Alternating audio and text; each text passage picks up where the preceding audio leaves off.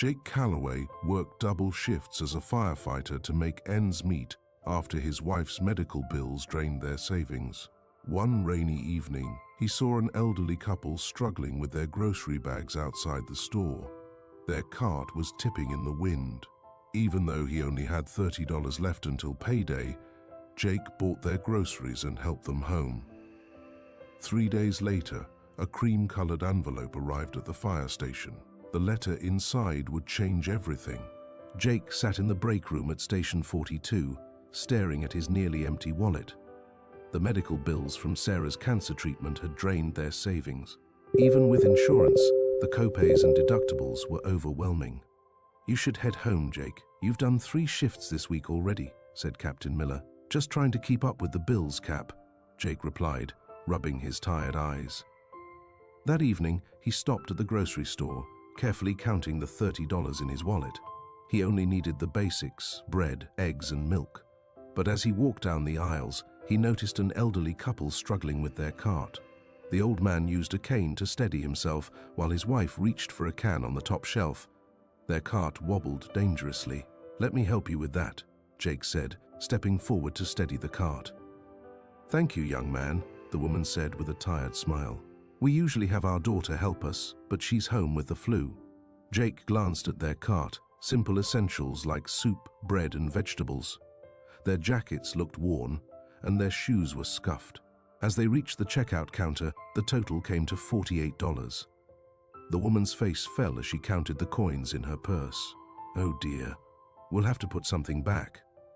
Jake didn't hesitate. "Please let me help." He handed his $30 to the cashier and used his credit card for the rest, knowing he would have to skip his own groceries. As the rain worsened, Jake carried their groceries and walked them home. Their house was small and modest, the paint faded. When they reached their doorstep, the woman patted his hand. "You're an angel. Please, come in for some tea." Jake smiled. "Thank you, but I should get back. Stay warm." That night, Jake ate the last packet of ramen in his cupboard. His phone buzzed with another medical bill reminder. Still, he didn't regret helping them. The next morning at the station, Jake checked the equipment on engine 42, trying not to think about his empty kitchen cabinets. Just as the morning alarm test finished, Tracy, the station secretary, walked in. "Jake, this came for you," she said, holding out a cream-colored envelope. "Hand-delivered this morning." Jake turned the envelope over in his hands. The paper was thick, expensive-looking. His name was written in neat handwriting on the front. "Who brought this?" Jake asked. "A courier service. They needed your signature," Tracy said. Inside was a letter and a business card. The card belonged to Richard Bennett, CEO of Bennett Real Estate Development. Jake's hands shook as he read the letter. "I was having dinner at Carlos Cafe across from Wilson's Grocery last night when I saw your kindness toward the elderly couple. My driver followed to ensure they got home safely. What caught my attention wasn't just that you helped them, but how you did it despite your own financial struggles.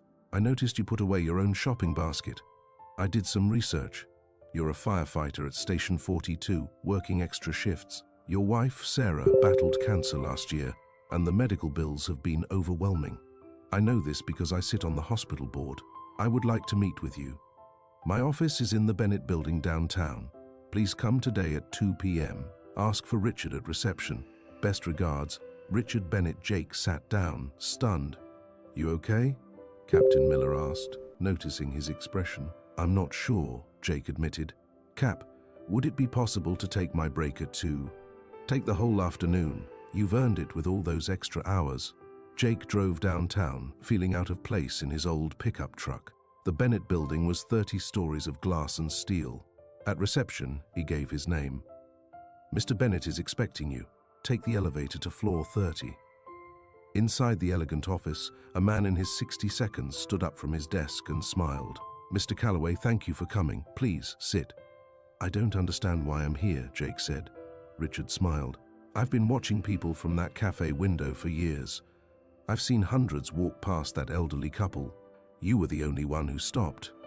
"Anyone would have helped," Jake said, "but they didn't. You did it when you could least afford to. That says something about character."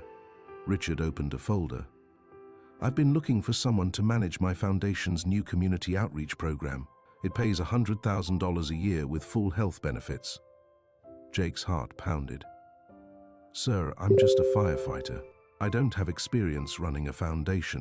Experience isn't what I'm looking for. I need someone with genuine compassion and good judgment. Jake thought of all the families struggling like his own. What exactly would this job involve? Our foundation helps families in crisis, medical bills, housing, education. We need someone who can evaluate needs and coordinate assistance. Your firefighting experience means you understand crisis management. Richard pressed a button on his phone. Send them in, please. The door opened.